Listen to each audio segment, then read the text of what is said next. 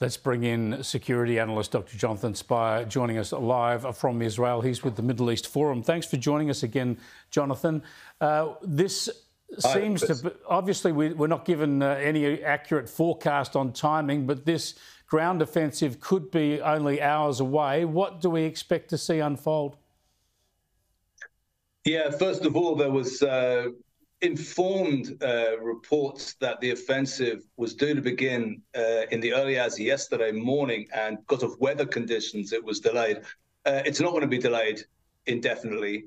You don't call up 360,000 reservists, is the figure that I've heard, in order to just have them wandering around southern Israel. So it's coming up in hours, maybe still a day or two, but it's coming. And when it does, when the IDF does enter in force the Gaza Strip with tanks, APCs, engineering vehicles, it's going to have a tough mission ahead of it. Hamas has had many years now, 16 years in government, to prepare for this.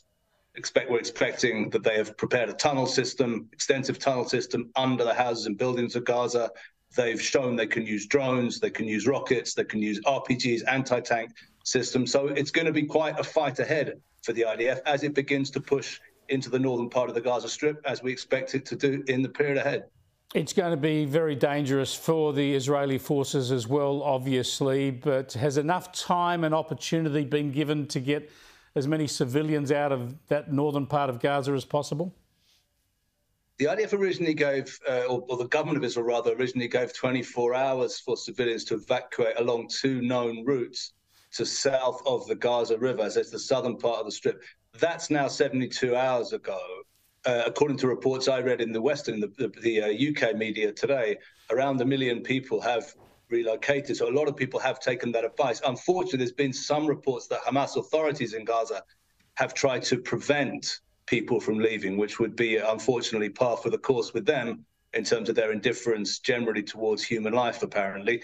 But many people have taken advantage of that period of time. As I say, I think the window hasn't yet closed for that, and I sincerely hope that others will take advantage of that time.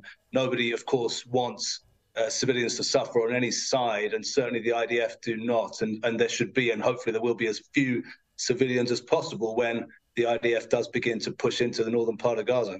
Exactly, and with all this focus on Gaza, of course, the last thing Israel can afford to do is take its eye off other parts of the border, especially the northern border, where Hezbollah are across the border in Lebanon. Here's President Joe Biden asked about this today. There's limited fighting already on the northern Israeli border, and I wonder, what is your message to Hezbollah and its backer, Iran? Don't come across the border. Don't escalate this war. That's right. Jonathan, is that effectively a warning from the US, and how worrisome is this scenario?